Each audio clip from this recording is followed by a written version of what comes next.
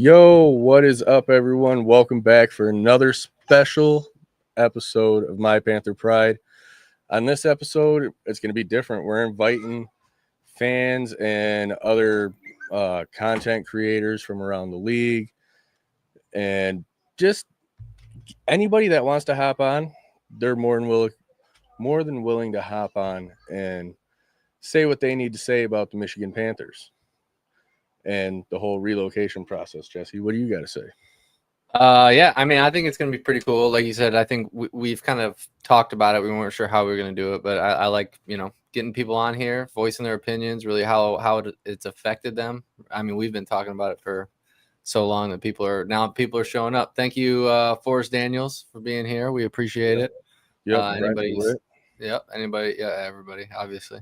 Yep, so, Yeah, I think that's going to be pretty cool, especially now that we're into that window. I know last we talked, there was that 30-day window that Repole or Ripple, however you're going to pronounce it. However you want to say. He gave us, so we're well into it. I think Desmond said we're, 15 days? I don't have a tracker. We're about halfway through it. Yeah.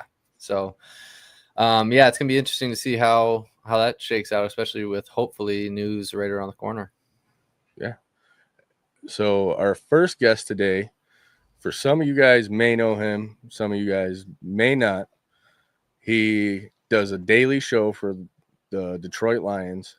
He goes by Coach Dan, and he hosts a show called Lions Talk Live. So we're going to bring him on and have him voice his opinion, what he thinks about the Michigan Panthers. Welcome on, Coach Dan. How you doing today, bud? Well, Lauren, not too bad. Thanks for having me. You and Jess do great work, man. And hey, just glad to be able to make it over to help you guys with this little bit of a rally. Thanks, man. I appreciate you. Yes, sir. So, in your opinion, how does Michigan benefit from having the Panthers here, or the Lions, or just in general? What do the Panthers have to offer everybody?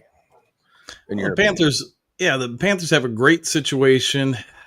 I don't want to call it a G League team, but for the most part, right now in the UFL's development, that's really what they are. They're an opportunity for guys who haven't made the NFL, maybe made the Canadian Football League or some other form of football, to get an opportunity to keep the careers going, keep developing.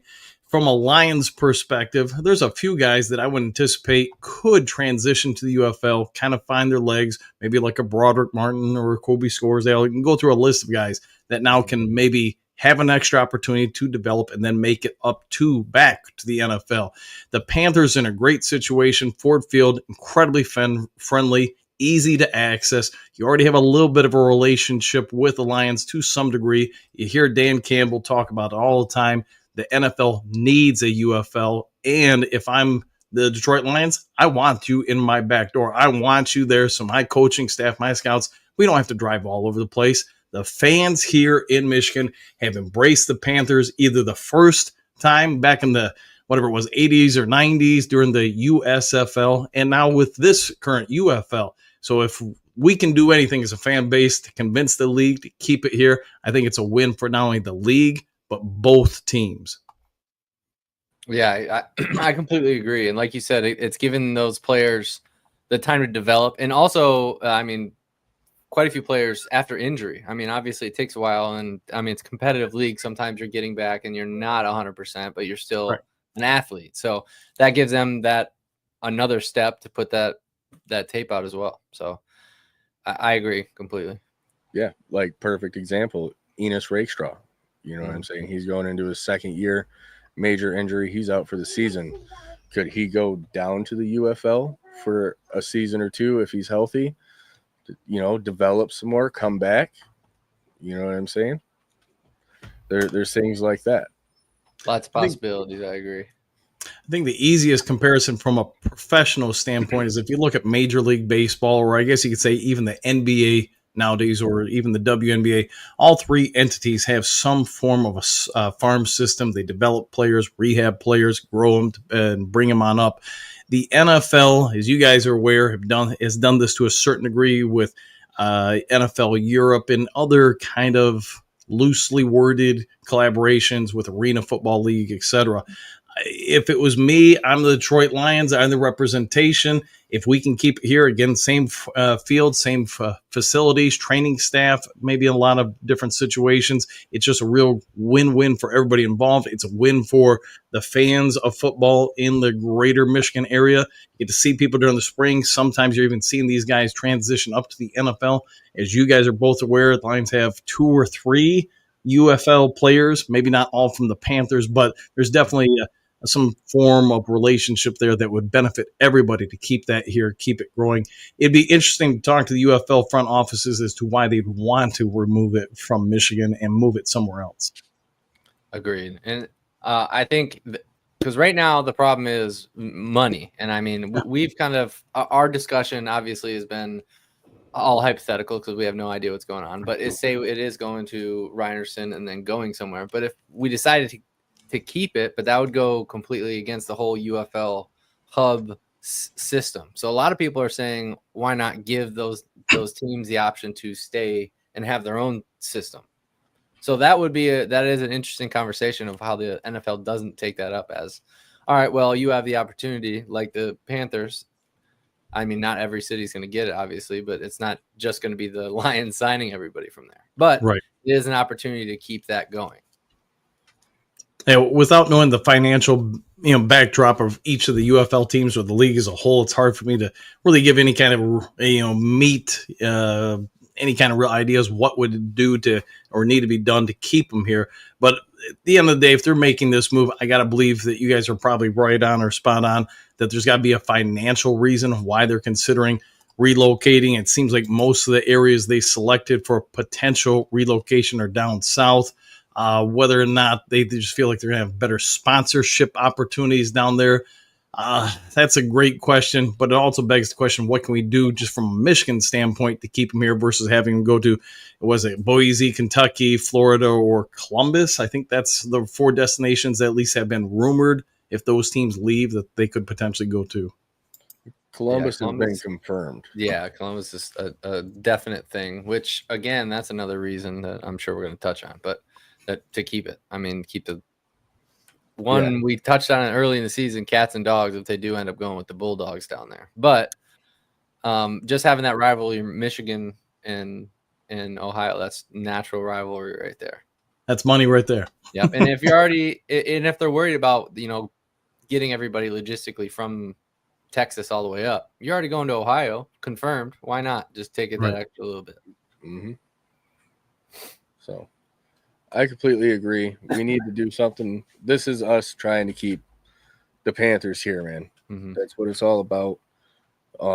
I definitely think Rynearson is the best option. It's the closest to the capacity that the league wants, because they want around 15,000. That's why they like the MLS stadiums. Right. So I'm hoping they can keep us here and do like what they did with Houston. They went to Rice Stadium last year and played at Rice Stadium while TDECU was getting its updates. Mm-hmm. Right. Put us somewhere else for a year, for an interim year, and then get us our permanent home with DCFC. Lock that in. That's a clear path to the future, I believe, for the Panthers. Completely agree. Yeah, I mean, they've got to kick the tires on a lot of different things. Maybe get The Rock or somebody else to come over and talk to everybody about what's going on. But it sounds like, from what I've heard from different people, and the UFL is more your guys' coverage than mine, but just kind of loosely paying attention to it. It sounds like there are already a lot of the personnel at one of these teams that have been mentioned about being reallocated to different places. They've already been let go. So the league has to be considering this for a financial standpoint. There's got to be a way for Michigan to step up and say, hey, how do we keep them here? What do we have to do? Because there's obviously a financial win for the state of Michigan to keep these guys here and keep another professional football team here. Football sells like no other sport in the United States. And the fact that you can have it virtually in downtown Detroit, roughly 10 months out of the year, why wouldn't you?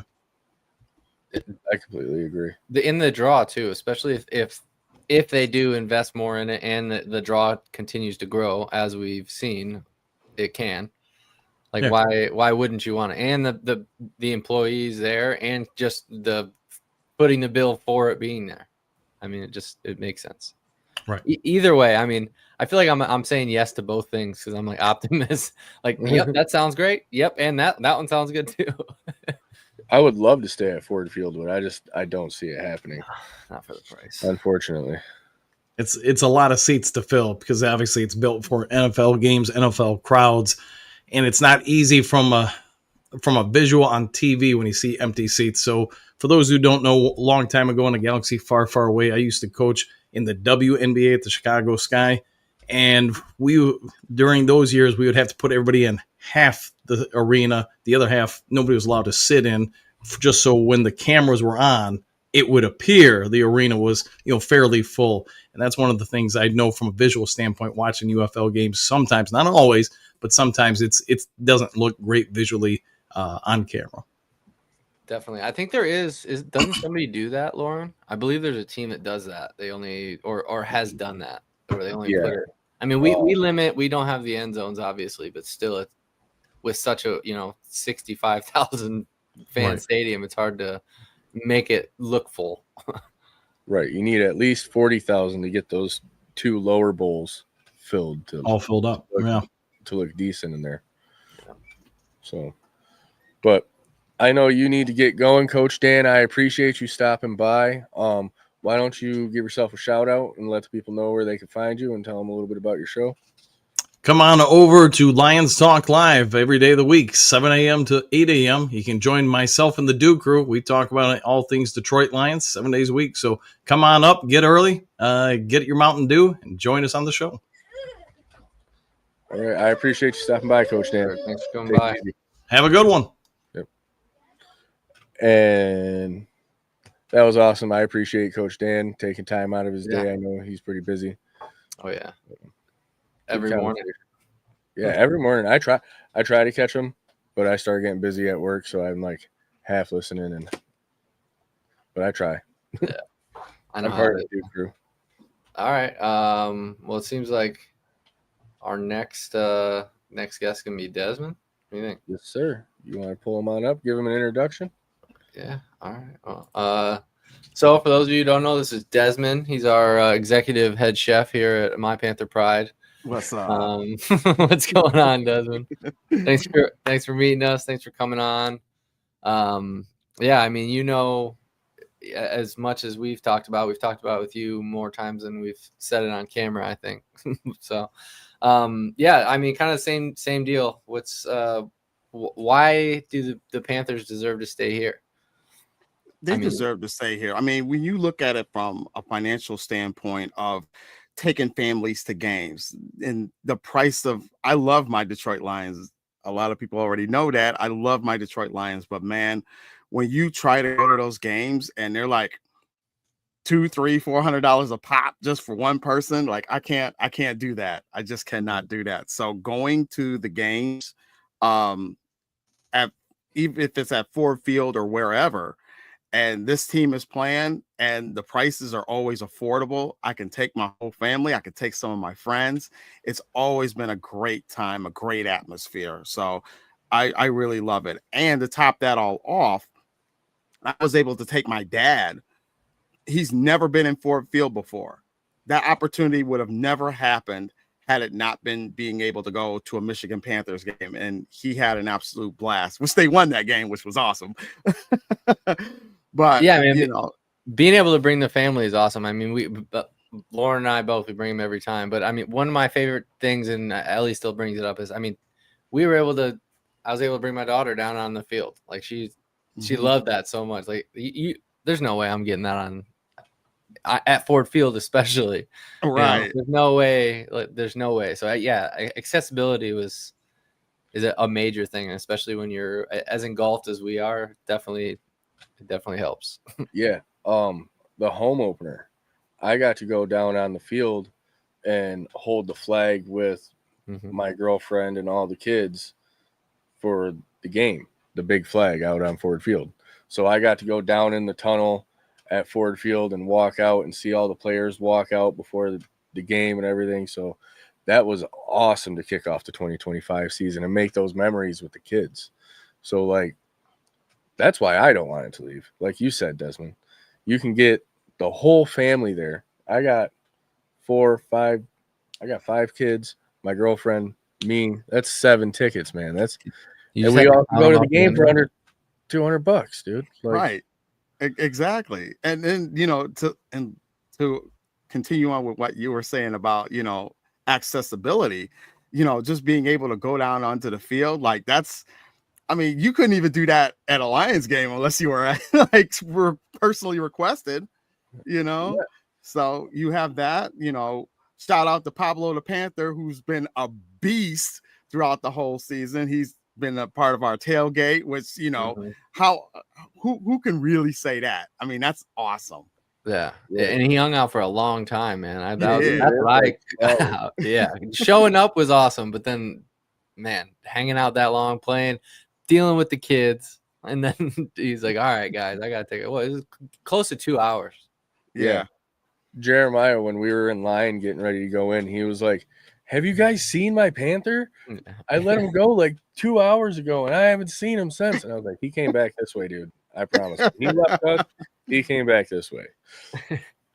And doing the tailgates has been an absolute blast. It was doing a tailgate for the Michigan Panthers was my very first one. Like, I've never tailgated before, and I've always wanted to.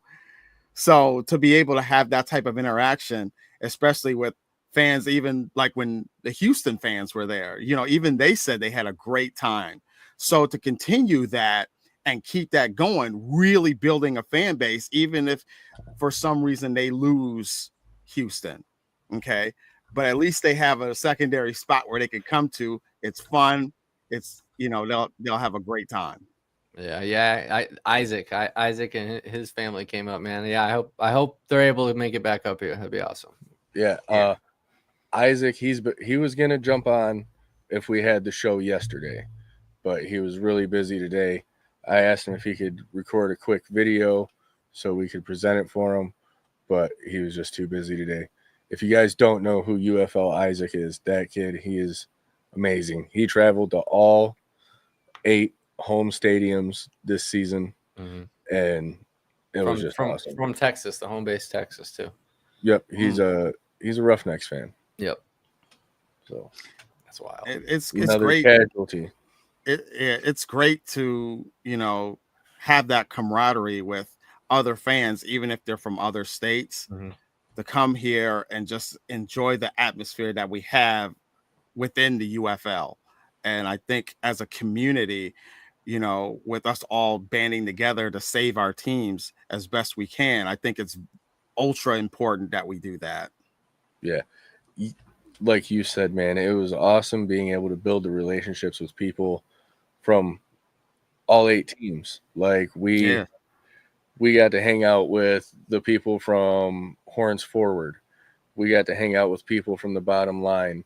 They helped out with the Big Ed. He helped out with the tailgate down there in St. Louis so much. Made that super successful. I appreciate everyone that swung by, but if it wasn't for them, it wouldn't have been like that. Shout out to Brahma Babe down there in San Antonio. She's always been like an amazing person. I actually met her the season before, and I went to a St. Louis Battlehawks game, and her and a couple of her people were there, and I got to see her like outside of her awesome getup, and I actually did not recognize her. And then she said who she was, and I thought about it. I was like, "Oh yeah, I know who you are." And she's super cool. So shout out to her.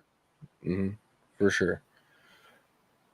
You got anything else for Desmond? No, I mean, I haven't really talked to you much about the I guess the fielding situation. Like, I mean, I guess we've talked about it a bunch of times, but not directly. But the whole Ford Field versus moving. I mean, how does that make you feel as a Lions fan, having to kind of move out of that place, and especially when it's been so, like we just said, like accessible? Yeah, with it being accessible and having that ability to to do the things that you can do there. But from a financial standpoint, I understand where it wouldn't make sense. We still don't have enough bodies in the stadium to really make it shine. I mean, we were able to do 16,000 this last season. That's impressive.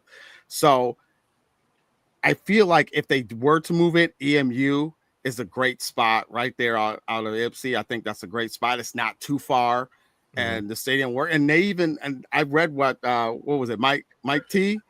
You know, I heard what he was saying about, you know, they're willing to work with the UFL. So maybe there is communication outside, and we just don't know it yet. Kind of an NDA kind of thing. So we'll see how that thing pans out. But I'm really hoping that if they do get to keep them, even if they reload, I wouldn't want it to move out of Ford Field, but I understand because of the situation with Ford Field. But I definitely would prefer EMU if they're willing to, you know, to play ball with us, and it'd be cheaper and more affordable, you know, for the UFL as a whole, and then still make that stadium like packed out. I mean, we were able to do 16. Imagine how much more we can do when we push, you know, for more fans to get a part of it. You know, we can start talking to local businesses and carrying some of the Michigan Panther merch, and really like finding ways to promote this team and really get them going. And I think we were really on the cusp of getting people, because there were people that I've met who had never been to a game, never even heard of this team. This team's been around since '83. Yeah. So, and when the Lions at that time were a losing team, you know, people were packing those stadiums out for Michigan Panther games. So now that, you know, things have shifted, the Lions have become this juggernaut of a team, which I'm so happy for. But we want to continue to have, you know, 2 Michigan-based pro teams here, because it's a land of opportunity. I mean, we've all seen guys go from the UFL to the NFL. You know, it'd be great to see guys go from the NFL to the UFL just to get those extra reps in and really make a difference within the league. I mean, I've been saying for a long time, I'm like, Hendon Hooker would benefit from something like that. Yes, there's always the potential of injuries that's going to happen here and there. But if you really look at it from the perspective of like, how can we improve? You know, they could take his contract, maybe put his contract on hold. You know, the UFL would obviously have to pay him, but, you know, whatever they pay him, but at least he'll get the developmental reps that he needs. So by the time preseason and regular season comes, he's ready to go. So, right. I mean, it's got to be, it's all got to do. It's so hard to talk about when you don't know. It's like, yeah, like it's all speculation. It is, yeah. It's like I want to say it, but it's like no, because you don't know. I don't know, so why even? Yeah, but yeah. Lauren, do you have anything that you can say? No, not at the moment. You know, I'm hoping for the best. You know, I'm keeping my fingers crossed, and for this team to be saved. So we'll can at this point. Yeah, just see where the chips fall at this point. So, you know, any help that, you know, is needed throughout the community to really keep this team alive is always greatly appreciated. So we'll just continue to fight the good fight until we can't fight no more. Right. I mean, that's pretty much what we're here to do, man. We're giving everybody an opportunity to plead their case why we should keep the Panthers here. Yeah. Agreed. Absolutely. All right, Desmond. Well, we appreciate you coming on, man. Absolutely. Thanks for having me on, fellas. Appreciate it. Yeah. You said you started a podcast. Do you want to shout it out? Yeah. Yeah. I'm going to be starting a podcast called the Third and Goal Podcast, dealing with all things UFL news and rumors and analysis. So we're going to keep that ball rolling. I'm actually going to be working on an episode probably tomorrow, and hopefully get that up. I did have an episode done, but when I tried to upload it, I had so many technical difficulties. I was just like, okay, it's like well past the mark. So I'll just do an updated version. So that should be coming soon. I'll have links in the description once I have it all, and then people can come in, subscribe, hit the like button on whatever videos y'all love and all that. And I'm hoping to also get it through because I have a link through Podbean, so I can set that up to be on Spotify as well. So if you don't want to see my ugly mug, you can hear me. So that works too. But we appreciate you stopping by, Desmond, and we look forward to sir. seeing the launch of your podcast, man. Yeah, Absolutely. man. I'm listening for sure. Yes, sir. Appreciate it, fellas. Thank you. Thank you. All right. Talk to you later. Yep. All right. Well, what are you thinking about popping two up, create a little more conversation? We just go in order, or do you want to keep it to one person at a time? You know what? We can mix it up a little bit. Let's pop up. Ooh, You want to Jake and Zom? Yeah, that's what I was thinking. Just go in order. Yeah, let's do that. Desmond, if you'll exit the stream so somebody else can hop in if they need to. I only get a certain amount of slots backstage. But what's up, fellas? we didn't. Hey, thanks for having me. But welcome on. Sorry, it was so unceremonious. The queue was starting to fill up. I was like, we gotta act quickly here. we gotta get us on and out and get rid of us. Now, what a minute. Ducky. Yep. Poor Ducky. So go ahead. The only one that we know that's gonna actually have a team next year is Ducky. Yeah, I know. And go figure, it's a new team again. New year, new team. Yep.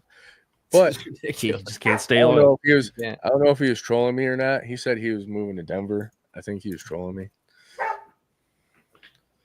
But why not? yeah, he was Apparently the dog has something to say too. Yeah. So All right. go Well, I mean, you fellas have been listening to the conversation for a while. So, do you any points that have been hit? We'll start there. Do you have anything that you have to add, or your take on it that it was different than something that's been discussed? I mean, I agree that EMU is a pretty solid option. I think that, when you look at the Panthers, they are the only team that went up in attendance, and that point has been, driven down to death, but it is a big deal. It's the only team that went up. And while we don't know the official numbers from, the USFL, we do know from like what Mitchell has said that they also went up in attendance in 2024, whereas the Stallions actually have decreased in attendance every single year. So, I mean, Michigan hasn't just went up in 24-25, but even 23-24. And I mean, getting rid of the only team that's been consistently growing isn't really a good look for the league at all. So EMU's less than like an hour away from Ford Field. It's a smaller stadium. I don't really see why you wouldn't go there. 13,000, right? Roughly. I think it was 30,000. It's 30. 30. Yeah, Rainierson's 30. I mean, it's SMAC. It's still FBS, so it's going to be decent, but it's still a little bit larger than the league would like. But I think as an interim home, because we already know that DCFC wants to work with the league. Right. I mean, they want to offload some of the costs, which makes perfect sense. But the partnership would make even better sense. Between the two. No, I 100% agree with that, and that's something that's been brought up before, but I don't think a lot of people have been drawing attention to now that there has been a relationship there, that there has been conversations that they want the Panthers there. Yeah, it seems like it just so happens that the timelines just aren't exactly lining up to make it happen right now. So I think that's probably one of the bigger things, and though I am obviously not at the cost of losing the Panthers, I am glad that they are getting out of Ford Field though. Like, I love Ford Field, great, but yeah, I mean the optics, the cost, and for me the drive. I'm not complaining if they, get out of there. But granted, if they use DCFC Stadium, if they do manage to put them at Rainerson for a year and then move them back into the city, granted my drive gets longer again. But I think the optics and the cost, ultimately getting out of Ford Field is probably the best option. I just really hate the idea that it would be at the cost of losing the Panthers, though. As much as I do love touting that, we are the only team to grow in attendance in the grand scheme, I think that, it probably will actually not going to hurt the league to lose the Panthers, just simply because everybody's still an untapped market, and you have all these new markets you're going into. You'd be able to recoup quite a bit of that, but it sure as hell would suck for us. Certainly for me, following the team since its re-inception back in 2022. Yeah.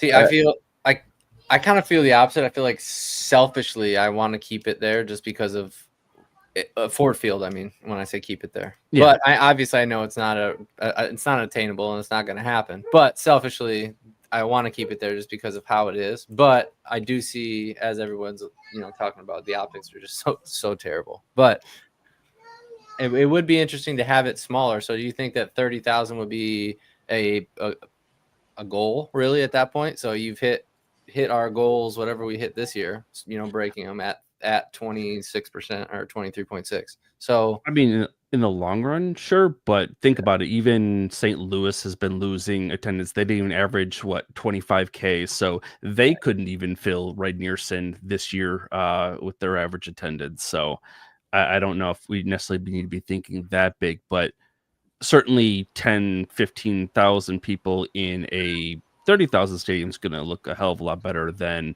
10, 15,000 in 65K stadium.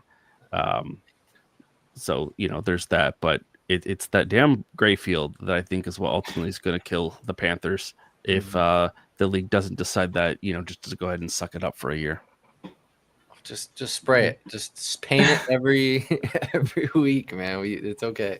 We'll do it. Like Mike Bell said, EMU is willing to let the league returf the stadium if they make it their forever home, but I think Ypsi's too far outside of Detroit for that to be what they want to stick going forward. So agreed. Yeah, so we'll see. Unfortunately, not like you guys know, nothing's news come out in the last week or so. Seems like James and everybody else is laying low or getting shut out of the information, as he was saying in the PFN Discord yesterday. So, we're gonna finally have to wait to see, until everybody does. Unfortunately. Unfortunately. But on the price side, Memphis and Houston are done. Yeah, I mean, they should be. If there's only two markets go, those should be the two. Just simply because the attendance was just horrendous. But I could also see them wanting to keep Houston just simply because of how big the market is. Turn around. I mean, TV ratings, even though they had a low number because of how big that area was, I think they were fourth in terms of pure numbers of people watching. Whereas Memphis, I mean, I've talked about to death on my channel. I mean, the Showboats were involved in the single worst viewed game on all three networks. I believe maybe even the second worst game as well. So it's not even like Memphis doesn't watch. If you're a casual fan anywhere and you see the Showboats are playing, you just didn't watch last year. So, I mean, I feel like they're done. But, I mean, Ford Field, I agree. It's just you can't keep them there. $500K a game is absurd. And then obviously there's been an issue every year. There was the ticketing issue 2 years ago. Then, of course, the issue they can't host a playoff game in there. So it's just you can't keep them there. No, I agree. Even just the love lost at this point. It's I feel like they just kind of pushed through to get it there this season. Kind of stuck in this to postpone what we're going through at right now. And they're all right, we'll just bite the bullet. We'll stay there and see what happens next year. And now it doesn't even sound like the UFL has a choice in the matter. If the rumors are true, obviously, I haven't heard anything or seen anything to back up that Ford Field is for sure saying no. But I mean, it seems like the league was being put in a hard spot regardless. I don't know so much Ford Field. It seems like now the UFL with the new leadership is they're the ones saying no. All right, we're putting our foot down. We're either moving or getting somewhere else done. Maybe that's not what I've heard, but it's not. Well, you may know. I was just speculating. I don't know. I think we're all get the same information. I think we just might be interpreting it differently. Fair enough. All right. Well, do you guys want to plug anything? Now that we've insulted Memphis, I figure we could bring some Memphis guys on together and they can. Yeah, sorry, Royce. I don't know what is there for me to promote if I'm if I'm ducking out of where Panthers go. Maybe I'll go back to DC. Oh my gosh. Is that signed or who? No, that's the 2020. So I just picked that okay. up off of eBay because I'm loved the 2020 season. DC was my team, and they were in 2023. Maybe I'll just slink back and be like, yeah, 2024 UFL champions, baby, Yeah. defend DC. I was there, man. I was there. It was great. No. But all right, fellas. Well, we appreciate you stopping by. Oh, you're not going to let him plug it though? Oh yeah, Zom, do you want to plug I in was your waiting, and he didn't. I was like, You can go to oh. Zomfox UFL on Twitter, Instagram, and obviously YouTube. So always here. Usually hop on and spring it into football once or twice a season as well. So you can see me there. That's pretty much it for the plugs. All right. But hey, and for the time being, I am going to still be on social. So Panther Shadow, UFL Shadow on all the platforms. Whether or not I'm active, I won't be deleting the account. So The shadow remains. Yeah, and my following keeps growing, even though now that there's the idea that the Panthers are leaving. It's interesting how that works. But They really want to get your fans kids. want the team to stay. Yeah. So, all right, guys, thanks for having us on. yes, sir. Thanks for stopping by. Yeah, thank you. And you said next you want to bring up the Memphis guys. We might as well. I mean, there was a little bit of trashing going on there. So now that we got two of them, let them. All right, we now it's got, even play, I guess. Royce from Viking Wax Press and the infamous Ducky from PFN. What's All going right. on, fellas? How are you? Come on. Doing well. Doing Good. well. I gotta say, like Ducky, before I was a Showboats fan. It's all about the Breakers. So There's always a fallback, isn't there? yeah. So cool. I'm just gonna say I love the Panthers. Panthers are awesome, and I hope they get to stick around. I know the Showboats are pretty much not a reality that they're going to stay around. So I've kind of checked that box off and moved on. So yeah, I had very high hopes for that were definitely let down throughout the season for the Showboat side. Yeah, 100%. the cool thing is to see like Coach Horton is still actively recruiting players, and I know he's not going away. I'm a big fan of his, and like Boogie Roberts, those guys, I think they'll stick around in some form or fashion, and that's who I'm going to follow. Yeah, definitely. At this point, it's kind of I feel the same way. It's more of a NBA style. All right, well, I have these guys, and we've the personality, so let's follow them around and see. And it's there's no way, like you said, it'd be a travesty if they got rid of Horton at this point, especially with him actively recruiting. Like, send me your film right now. Yeah. I'm a fan of Jaron Horton and Boogie, but do you guys think that Boogie is gonna transfer into like Acting, like maybe acting or being on the sideline, like a sideline personality, like a sideline host? I think he's got a couple years left, personally, of playtime. But I don't know. What do you think, Ducky? He's got some years left. He's Boogie. Yeah. And then after that, probably the retirement home. I'm just messing with him. All gas, no brakes, man. I'm just messing with him. Boogie's the reason why I team hop everywhere, But and Jaron, I go where those guys go. Like Royce was saying, it's I follow guys, I don't follow teams. So everybody says, "Oh, he goes to a different team." Then it's like, but I stick with my guys. That's what I do. Everybody's like, "Oh, he's going to be a Columbus fan next year," and it's like, maybe. Depends. Where's Jaron going? Let's see. So you won't root for him if nobody ends up there. Let's say it's just all people you're not. It just depends. If they get split up, it's going to be hard. But what if they just take the Panthers and Nolan and they go down there? Would you root for that? I'd probably stick with Jaron at that point. But again, I'd hate to see the Panthers even go there. I'd hate to see the Panthers go, period. Just because you can't have Columbus football without a Michigan team to beat. Yeah. That's like football That's I like agree. football 101. Yeah, you can't throw away that potential rivalry, man. That's a huge rivalry right there. Yeah, and It's free marketing. That is free marketing. just Absolutely. baked into everybody. And then at that point, you're drawing people who even more just because of that. Yeah, just because of the rivalry. Yeah. And then you'll have people that are going to travel, because I know I'll travel to Ohio twice a year to go see a game. Yep, and that's Especially the if thing they're in the too. same conference. 3 hours away, if that, 2.5 hours. Yeah. I think that We can do it. I think the chat was talking earlier too. Instead of if they call it an Ohio team, that would be a smart move. Yeah. Instead of a Columbus team. I don't know if I can Like even. Michigan Panthers, Ohio. Right. I don't know. I believe the UFL has the trademarks for Ohio Bulldogs Mhm. and the Columbus Aviators. Oh, all right. I think those are the two options. I'm a Bulldogs. Get that out of the way. I'm a Bulldogs fan. If they're going to Team be Bulldog. picking. I'm Team Bulldog too, man. Panthers, Yeah. Bulldogs, that'd be cool. But I'm all over the Aviators, Bulldogs. that'd be cool. I like it because it's cat versus dog. You know, you've got that going on. You've got the Michigan, Ohio thing going on. Well, and the Canton Bulldogs were one of the first teams in the NFL in 1920, so you Yeah. got the history too. The only issue with that is, I think Yeah. they'll have some issues with the NFL.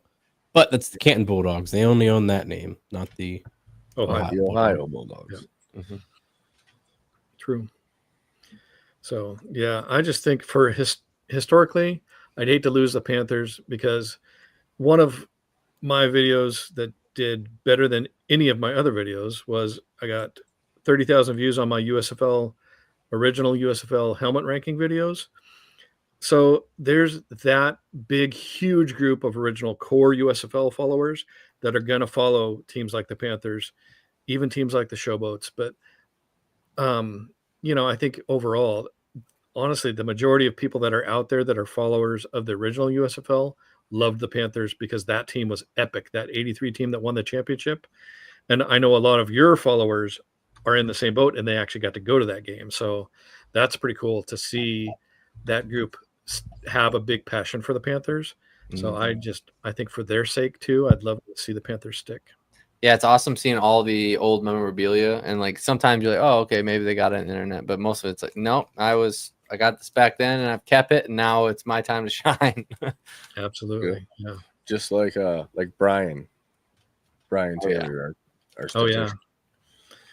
Yeah. One of my favorite memories of Brian is at the championship game. Before the game, we were down on the sideline, and then came in the DC fans, and it was like the DC Defender and all the rowdy fans, and we started getting a little rowdy back, and I turn around and I look at Brian, and he's standing there with his gloves on. It was priceless. Like, he wasn't saying anything. He wasn't being loud. You just look back, and he's just like trying to look intimidating. For some reason, it reminds me of was it Globo Gym when they do the Yeah. That's great. Glad he's on my team. I'll tell you that much.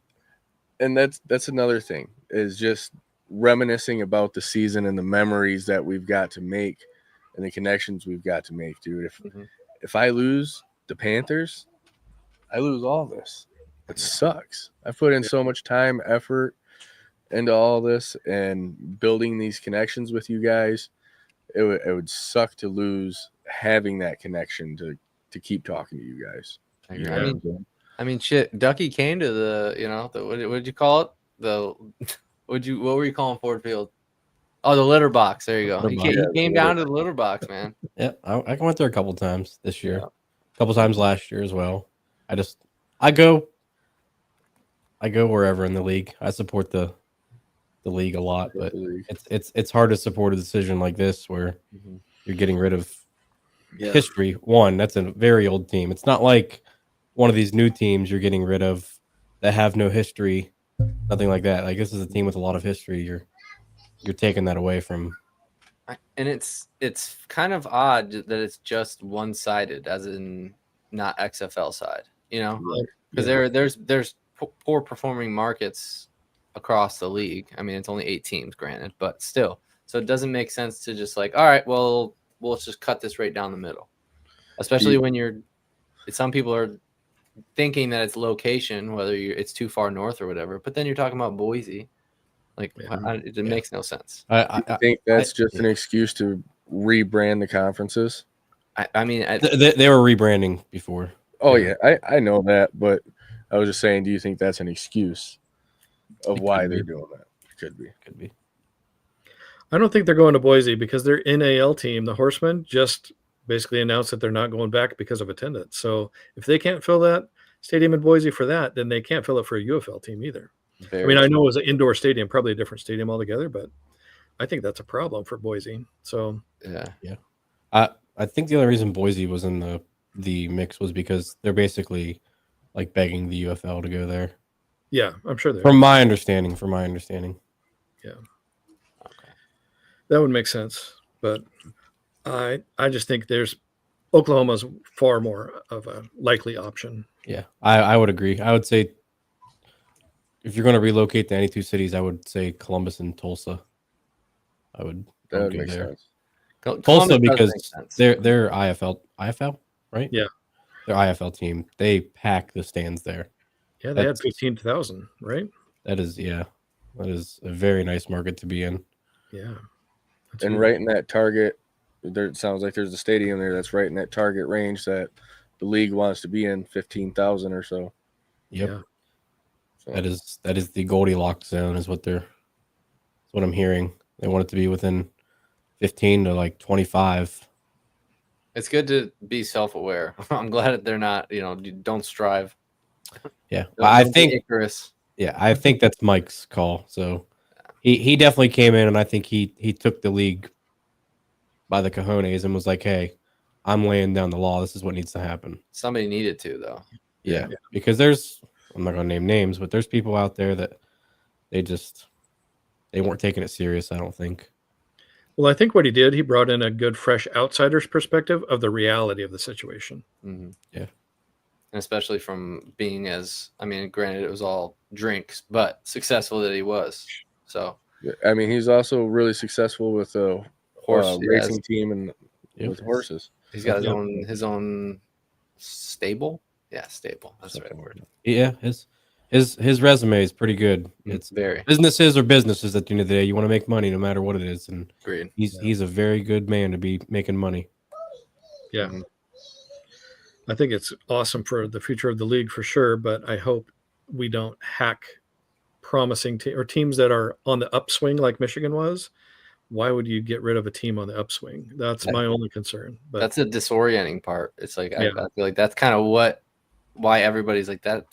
That makes absolutely no sense. You're going against the grain. Yeah. So I think obviously everybody you guys been talking about it all show the pricing for Ford Field, stuff like that. I think that's honestly the only thing. The price and obviously the size are the only two things. And attendance is fine. Your marketing is fine. Honestly, your marketing was probably the best out of all 8 teams last year. Yeah. Actually, it was the best out of all 8 teams. So hats off. Could it all be a big bluff for Ford Field just to say, hey, we're gone if you don't give us a better price? I don't know. Ford Field doesn't care. Yeah, you're probably right. That's peanuts, man. Yeah. It's the staffing doesn't want to do the spring stuff. They don't want to do it. They want the time off. Yeah. Other places to go. Some staff might not. But on that note, fellas, I think you guys got anything you wanna plug yourselves? Yeah. Find you. I'm on Viking Wax Press on X and Facebook and YouTube. Most of my stuff's out there on YouTube, so look for me there. Yes, sir. Thank you for coming on for the first time. I appreciate it. You've been here the whole time. Sad it took this long to get you on. It's all good, man. Glad to be here. Yep, we appreciate the show. Yep. All right, take care, guys. Yep, later. Well, you out, Ducky? You don't want? I'm on the internet. If you want to find me. All right, later, bud.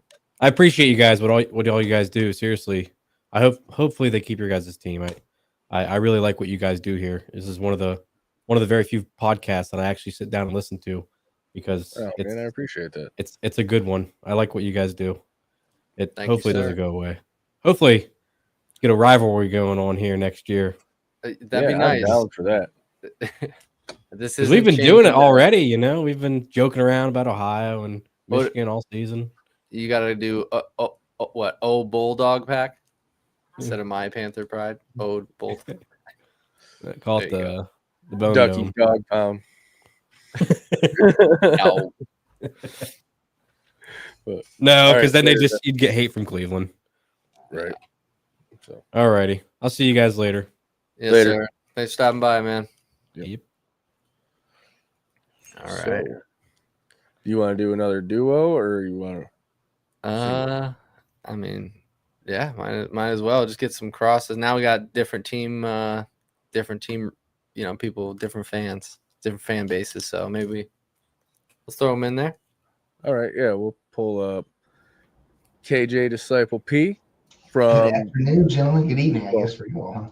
Yeah, what's going on, man? How are y'all? We're good. And then I'm also going to bring up Andrew. Hey guys, what's up? What's going on? Thanks Hey, for coming on, fellas. hey, anything happened since that championship game? I just love sitting back and watching y'all just keep on going and just talking and seeing what rumors stick and what ones don't. And there are a lot of discrepancies. I cannot at liberty to say what's going on, but I just sitting back and enjoying the show here. Okay, so yeah, it's got to be you're just living inside the fire right now. That's got to be. Well, he's in the eye of the storm. Just well, I'm on both sides of it as a fan and as being a part of the UFL. I mean, this would be my 5th year coming up next year, and I don't want to give up on that. And it's interesting to see that, what people say about Ford Field, about the facilities, about going to Eastern, all these different things. I mean, it's all well and good, but in time, you have to make sure that you have an investment of that. And you can't pull from the locations that you're at. Birmingham and Michigan, those are the two that should stay. You throw in a Columbus and then somebody else in between, that's fine. But you just have to go forward. And I've reached out to my bosses. My bosses have reached out to me. Ford Field has even reached out to me. And we've had discussions about what everyone's been saying in this past few weeks. And again, it's fluid. Things are going to change, but we'll see how it goes. Yeah, it's definitely it's fluid. I'll tell you that much. It's funny because it's hard to keep up because there's nothing. So obviously we're doing the same thing, just speculating on it. Maybe some of us less than others, but yeah, a little bit less. Yeah, I do have the inside track, because like I said, this was I've been the coordinator there for the last 2 years for the UFL, and then I worked 2 years for the USFL. So again, this is what I'm seeing, and it's just so. I mean, when I worked even for the original UFL back in the 2010s. Every season was fluid there. It was like, oh, this is happening. And I mean, granted, the online presence wasn't as strong as it was beforehand, but I appreciate everybody because what it is it's like the thing, like where you say, even bad publicity is good publicity there because you're actually getting that word out. People are talking about it. People are out there. You guys are doing a great job with that. And for me, it was cool too because I've gone to every single championship game. USFL and UFL now. And I would make, sure that, hey, while I was listening to some of your guests beforehand, I would go to each, fans from different teams. I would talk to everybody. I think y'all see me down there on the sidelines, talking to everybody, but that's the thing. I want this to grow. And for me, I'm a fan first. I've been a season ticket holder that I'd never used my season tickets. I've never sat in my seats because I'm always working the games. Right. But I give out my tickets to people who are going to go there. And then I, get more people or like we're saying beforehand, a lot of people didn't even know that we had a team. So you got to get out there and get the word out.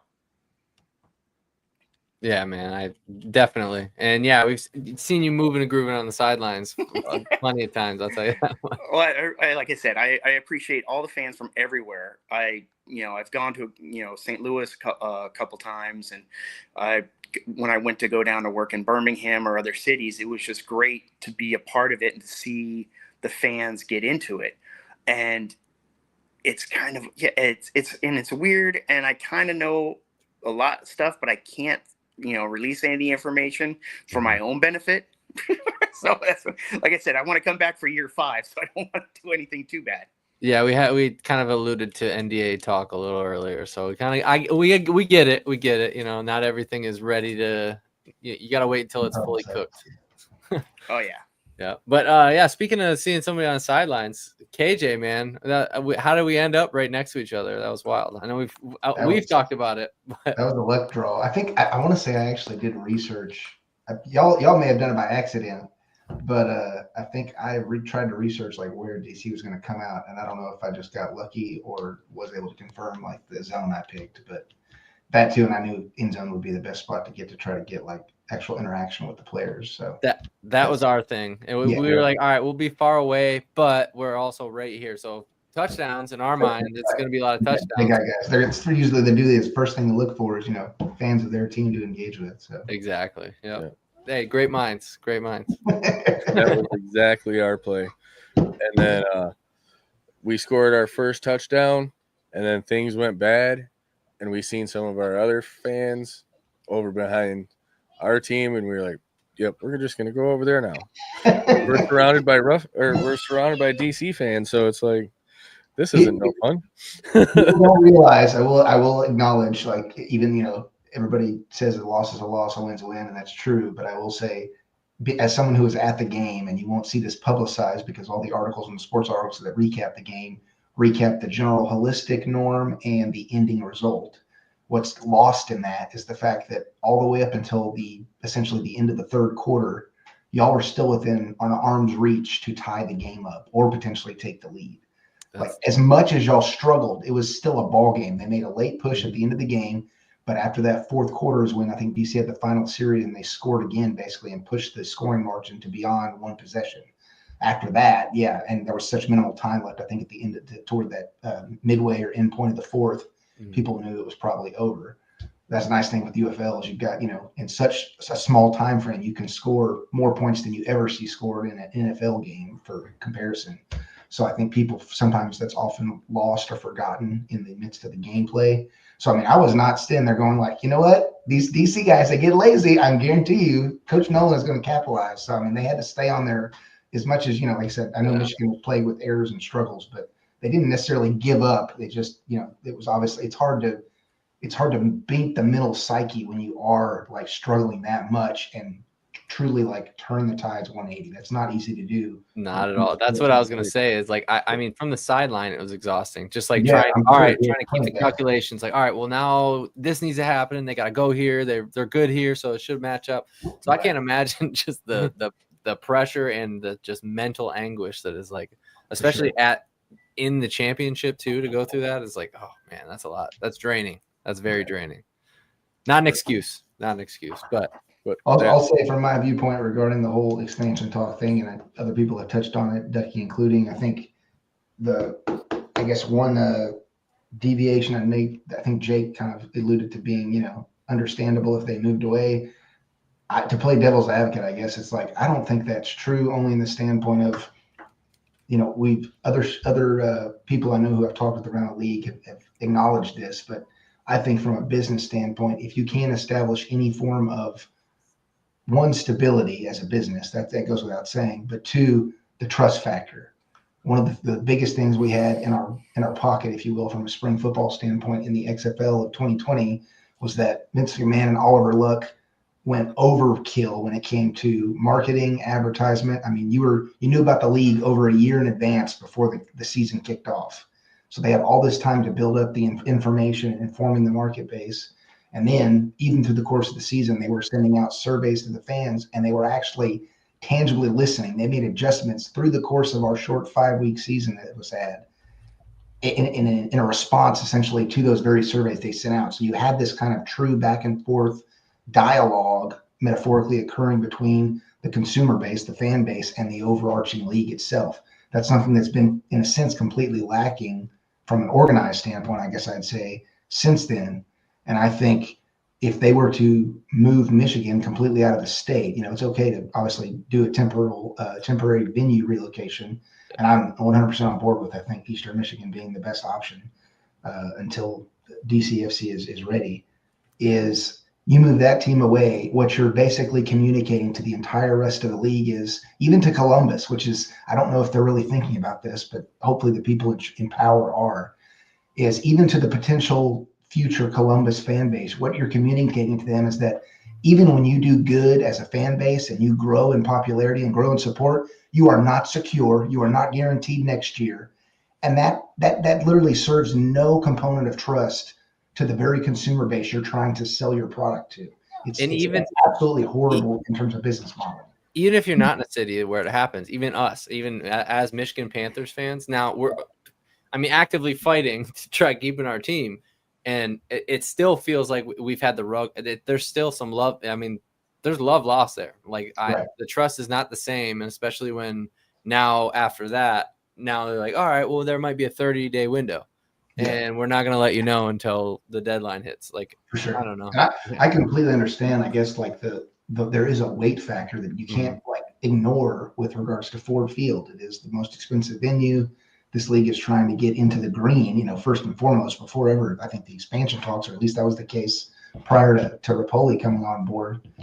And with all that being said, it's like, I think the caveat or the comparison to put, say Michigan side by side with a place like Birmingham, it's like, you're not in a place theoretically, or even more so Memphis, you're not in a place where you're in the keynote venue and there's no other options available. Like Michigan has other options. They may not be perfect. They may not be ideal, at least in the immediate sense, but in the long run, as y'all already touched on, you have the horizon of a soccer team coming about with their own venue there that fits the niche of what Rapoli has alluded to that he wants to shoot for in every city. And in these other cities, you don't even have that. So it's a matter of, you really have to significantly pivot there from your eluded business model completely, or you're just basically going to say, well, it doesn't apply up here just because, which once again, still lacks continuity, lacks congruency, and doesn't make sense to a fan base who's trying to understand, what you're doing from an operations standpoint. So I just don't, I severely pray, and that's even beyond my own fandom. Like I'm not a Panthers fan directly, but I can recognize, like, if they are to move Michigan completely out of the state, I don't care how much money you throw at a league. It's not impossible, but it would be a much more higher uphill battle to build that trust factor with whatever city you go into, in my opinion. And just hitting the reset button, regardless of the hype factor. Yeah, resetting is always hard. That on its own is an uphill battle. But I think you compound that with the fact of, okay, you're the best fan base in the league over the past year plus or whatever in terms of a growth statistic. But that doesn't matter to us as the UFL management, and thus any fan base looking at it going, well, these guys freaking did everything that they killed themselves to grow and improve. And the league still said, nah, we're good. No, thanks. And moved on. Like, you're breeding mediocrity. It's like not, that's like the whole point of competition is to rise to the competition. But when you're like, all right, well, we're going to chop it off at the top. It's like you're getting relegated if you hit the top, it doesn't compute really. Yeah, I think I've had people question, they've seen, obviously y'all done a good job. They put out the petition for the Panthers. The Stallions have theirs out there. I think there may even be one for the Showboats too. I'm not sure.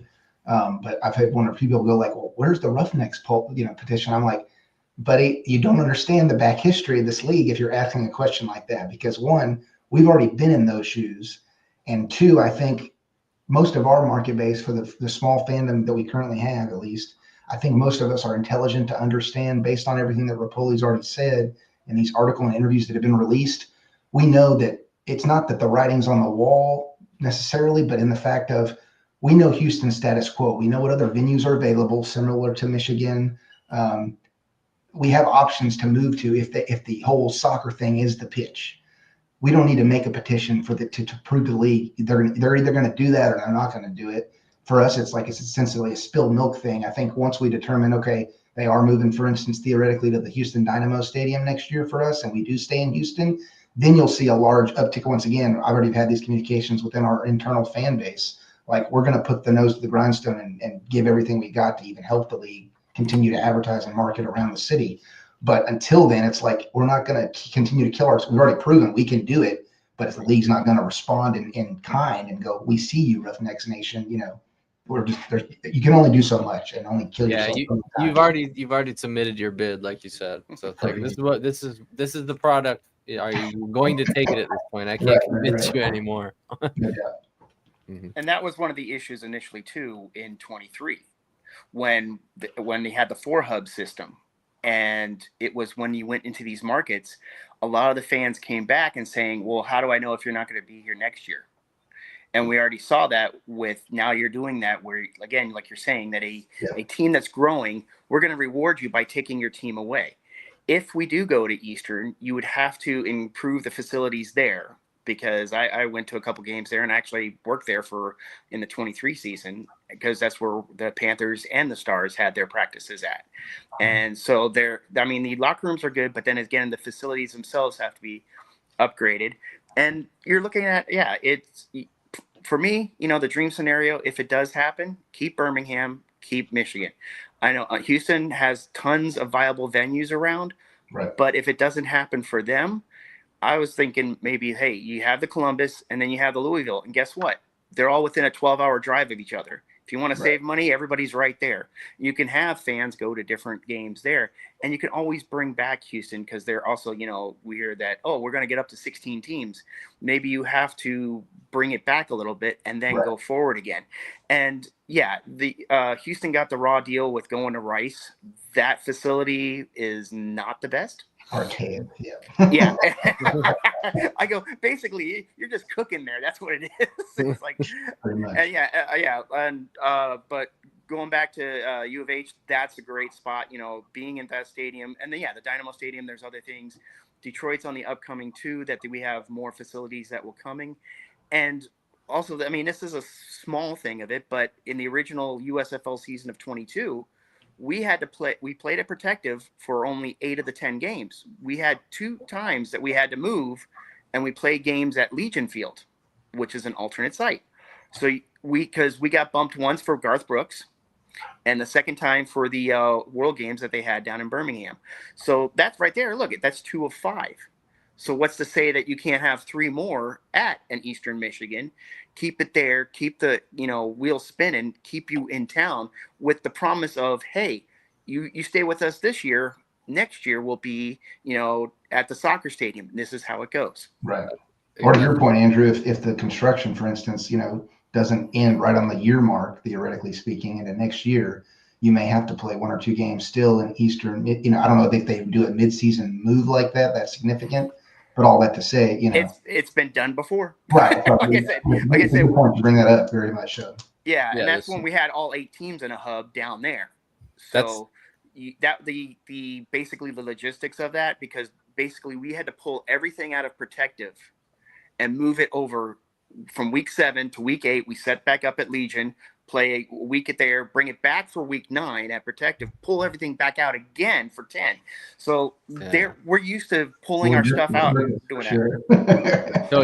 So there's precedent that a one move, if it is, hypothetically mid-season, it could be definitely done, and it has been done multiple times back and forth. And you have to sell it too, because even like I said, Houston did that. We were up at U of H, then we went to Rice, now we're back up again. So that's how it goes. You have to instill to the fans. The fans need to know that there is a promise that you return. I mean, you still see that the people are like, hey, when are the Tampa Bay Bandits going to come back? Because they got switched out. And after the second USFL season, there were plans for even more, not just the 4 hubs, but there was going to be 6+. So we had things set up, and everybody knows the reason why Tampa became Memphis. But then with the passing of Fred Smith, now you're like, okay, well, that kind of dream went the other way, kind of thing. And so, but one of the things the league has to look at is local. When we had our local crew here, but local ownership, break it up a little bit, get that community thing. And, if anyone was there, I know Ducky was there, but when I was at the town hall and I had my 10-minute, diatribe, I was like, hey, you got to be local. Right. And I mentioned that to Spurge from the X-Fan show a few weeks back about when we were talking. It's like that's one of the, as small and as still, struggling to find some stability, you could say, as a league that the arena leagues have had. The one thing they've done well is like the grassroots level marketing and engagement with the fan bases of their towns they're playing in. Like that's one thing you don't see in a UFL game. And I think, maybe it was the previous ownership, I don't know, that came in with the mindset of, we're this big grandiose league, which they kind of are, but they're still not like the NFL. Understanding that difference of hierarchy as a business and looking at something like the Arena League or AF1 and going, okay, these guys have all these local business banners up in the arenas. Does it look a little tacky? Maybe. But the thing they're getting that we're not is you're getting that minute, repetitive injection of investment into the team and the league. That advertisement board or banner that you're putting up for that business that's giving you that money is also going to start talking about your team, which is marketing on its own right there. And that word can essentially roll out and spill out beyond the business into the local community, as you pointed out, Andrew. So Agreed. Yeah. Yeah. And it makes it more natural too. It's so much more organic. organic. Not forced. It's not like Well, you said, big conglomerate trying to shove the product into your face. It's good from a dollars and cents standpoint to say, hey, we can afford to blast a nationally aired commercial. Okay, well, that's great. You have only 8 cities where these teams actually have venues that they're playing in. Mm-hmm. Only the markets there are going to see that and go, okay, I'm going to go to the game. A guy in Los Angeles isn't going to see the commercial of the UFL and go, oh, wow, I'm going to go fly across the country. You know what I mean? Like that's not realistic. So I think while it may boost viewership, we all have realized now, I think it'd be hard to argue the counter, which I've countered back with many people, is yes, attendance may not bring the numbers holistically and long-term that broadcasting rights do, but it is the very foundation by which you build up your brand identity and power that the broadcast entities go, look at this, it's attractive, it's in demand, we will pay you big bucks to air your product. If you don't have that, it's not going to be, your contract year to year is not going to be sustained long-term. Oh yeah, and that's the thing with me. Last night I went out to dinner, just a local restaurant around here in Michigan. I walked by, there's a kid wearing a Michigan Panthers shirt. I made a fact to go, hey, where'd you get that? He's like, oh, I went to the game. I thanked his dad, fist bumped him, everything. Nice. I do that with every single person I see because, again, you start with the kids want to go. You have to make the league family friendly again. I'm always like, the first year was very cost effective because you got the 2-for-1 if you were a Michigan Panthers fan, because you got to see the Panthers and then you got to see the Stars for free, because that's what the thing with the hub is. But you got to bring it back to that. And then that's what I see a lot of people are complaining about Ford Field. Oh, it's too expensive. I go there, I got to park, my hot dogs and stuff. And I'm like, that's the facility, and we can work with the facility on that. Right. Yeah. And but it has to come from the front office saying, hey, we want to get back to the model of the, USFL model compared to the XFL model. Kind of like, hey, let's make it a little bit more cheaper. Let's throw it in there. Let's have more fun there. And and like I said, Ford Field is not mad at us. They want as many dates as they can get, because you see how many concerts and other events they have down there, and the 5 days are not there. I know everybody up and down from security to the front offices, they want us there. They want the Panthers there. And if we can get back in there, that's cool. Maybe cut us a deal, or like I said, get a little investment from the NFL side. Maybe the Fords are like, hey, this seems like a good idea. If Dan Campbell's on board and everything else, let's kind of push this over. Dan Campbell clearly is on board, though. Just saying. Well, the cool thing is, elbows with the ownership more. So is Brad. Brad's definitely you guys. Well, last year when they had the uniform reveal, I got to go to that big event they had at Ford Field where they had that. There was advertising, because before they revealed all the uniforms, there was, hey, we got one more Panthers game, come out this weekend, blah blah blah, here's this. That's the synergy that we need, where it's not that it has to be the NFL, this is their minor leagues or whatever you have it, but if there's a partnership with it, like, hey, kind of like having a parent club and another club that works with them, like, hey, we're affiliated with you. Let's work together, because again, or be like, hey, we'll work with you, cut us a little bit of the ticket sales or something else, and then Ford Field will be all happy with that. Yeah, maybe not necessarily a like a G League, a named league that's associated with it, but like a they're like sponsorships. A partnership. Yeah, that's right. I brought that up for teams like Houston, and I mean, it may not apply to Memphis anymore if they're indeed moving to Columbus, but like the standpoint of if Michigan happens to go to EMU this next year, have that partnership established with the college. I mean, it's for these venues that we have played at, or if we ever play at in the future, where you're going to be at a college university, that is a small city in and of itself. Definitely. It makes no sense to not capitalize on that very isolated niche market space that you don't have to invest as much in as you would a giant city like Detroit, and still get a very easy, immediate ROI if you strategically attack it right. There's less fog to push through. These student bodies attend the football games in droves. Like how you not cannibalize some of that for a UFL season is beyond me. Yeah. Well, you definitely haven't seen an Eastern Michigan game then. It's friends and family nights sometimes. That's fair. But that's the same thing too with our league. I mean, if we can get on that ball and be like, hey, and like I said, if we go to Eastern, you got to gussy it up a little bit. It needs a little bit of work, but come back over and be like, hey, we'll be over here in 26, but 27 will be here. And that's the bonus too of being a Michigan Panthers, because we can play anywhere in Michigan. I don't think we're going up to the UP or anything, but settle down there.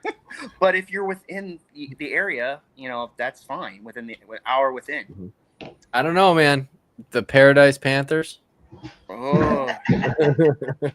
Or we could just go the other way. We could go to Hell, Michigan. I think there's too many bad joking acronyms that would be used at your expense for that one, Jesse. I don't know what you're talking about. Well, the funny thing is, too, that they had DC. Fair enough. I think we should either go to Memphis or Canton or even Birmingham. There you go.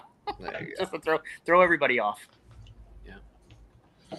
But I appreciate you guys coming on. If you guys have anywhere you want to shout yourself out to, I don't know, Andrew, you don't do too much content creation, but I know KJ does. I follow Yelly Guys. You guys do, like I said before, KJ is on, I was like, dude, you guys do a great job. Keep it up. And like I said, when I went to the championship game, I talked to everybody who's out there, because you all make the league go. And because I'm an insider looking out, and I made sure to talk to all the like Ducky and everybody after the game, after the championship game. I think we got lost in St. Louis. I still don't think we still got home yet. But I want to make a shout out to y'all that you guys are the backbone. You are that grassroots. I did the same thing. Like I said, social media wasn't as big for the original UFL. I was the fan club president, became commissioner for a day, and then I end up working for the league. Nice. That's it.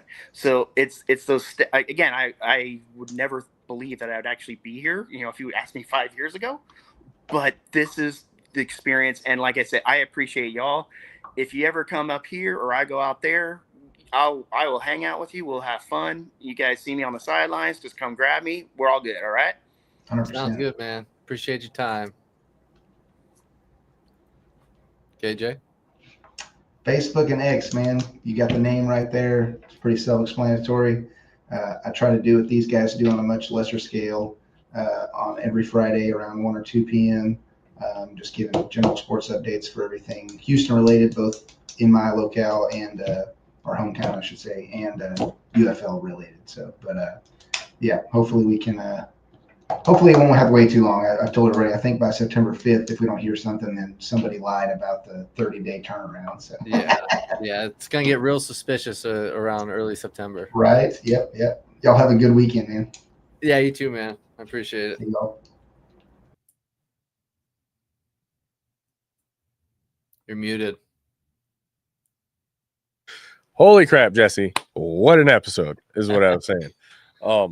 We did have another guest backstage. He kind of hung out for a while. I completely understand why you left.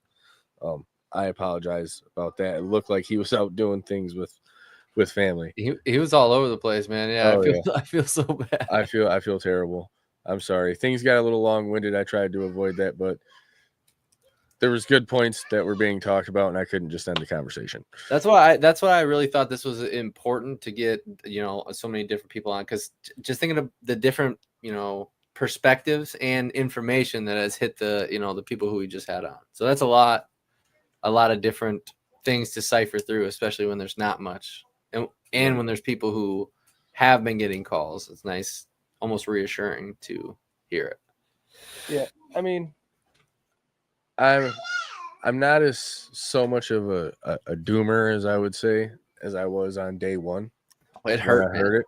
Oh, dude, I was heartbroken. It hurt.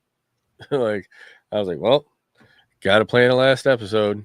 We got to figure out how I'm going out. I know. Like, but there's hope, man. Yes, sir. And for all these guys giving us our flowers, we appreciate you guys. This wouldn't be possible without you guys watching, and other content creators supporting us and us supporting them.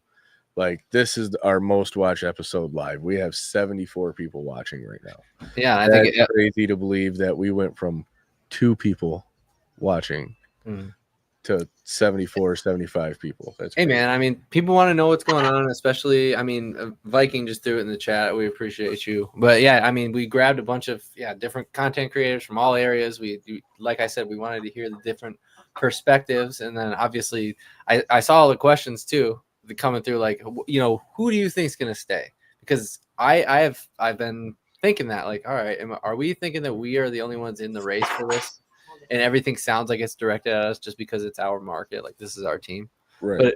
But it does seem that is the way that everybody's, that's the tea leaves are lined up a specific way for most of. Yeah, everybody's really surprised about the Michigan move, but the Houston market, that makes sense. The Memphis market, that makes sense. Birmingham, not so much, because they've had the history with such a winning team. The attendance has been on a decline, but I think there's a way to market it back to where we could see Birmingham come back on a comeback. Time slots, no Mother's Day, and then we may not even be talking about this, Right. Give them night them. games. Give them Exactly. night games. You know what I'm saying? Get them out of the sun. I would say that's another USFL rivalry. Like, if they keep just the Panthers and the Stallions, bam, that's an automatic rivalry right there. So that's that in my opinion. Yeah, I agree. I mean, especially with having, I'm not saying that I'm going to drive down there for just Ohio games, but I mean, I'm definitely it's going to make me want to go to that game as well more, and like you said, the Birmingham with their history, and now us, trying to crest that hill this season. If we do stay, it would be nice to have that baked into 2 essentially rivalries. Now, it is 2 rivals, because remember we had that talk about Birmingham not being a rival. Like, is it a rivalry? Yeah. You know they what? said they couldn't be our rival because we didn't beat them. So we beat them. We took the conference championship home. That rivalry is cemented now. Yeah. As long as the teams are cemented.